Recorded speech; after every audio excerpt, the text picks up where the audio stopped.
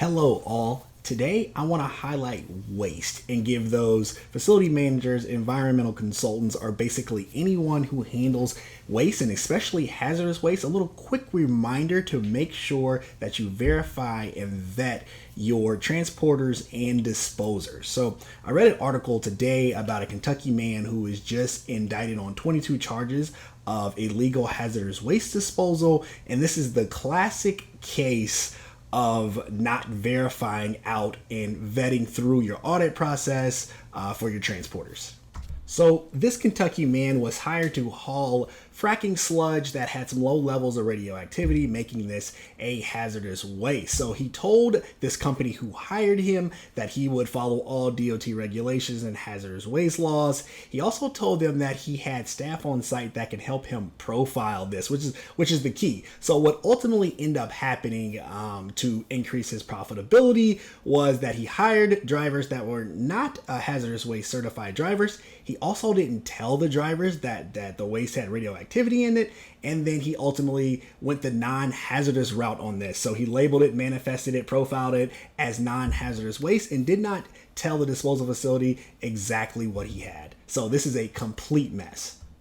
A few years later, the state actually proposed that they leave that fracking sludge with radioactivity in the ground and just cap it off, which of course did not make the citizens of that town very happy, so they're fighting against that. He was also, the judgment was passed down that he pay back the $124,000 that he grows from the project, and if convicted, he could face up to 20 years in prison for mail fraud and up to 5 years for violating the hazardous waste materials laws.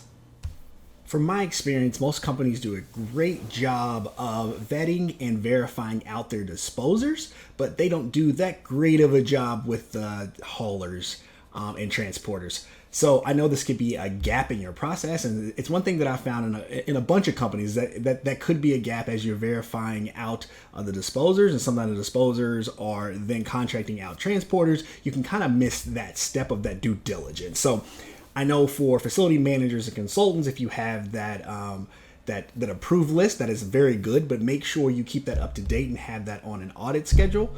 And if you are new to waste and have been tasked to take on a hazardous waste project, make sure that you have a way to verify your contractors, and make sure that you have someone double check your waste profiles.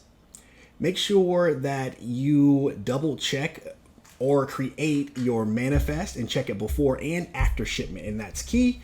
And then lastly, make sure you take the time to be on site with your transporters. You can make sure they have everything they need, make sure they have the correct signage, and actually sign off on that manifest. Those are some very quick little steps to kind of help you through that process. So if you like daily EHS updates, please give this a like. All these videos are housed on Encamp.com and YouTube. And what's good for business is good for the environment.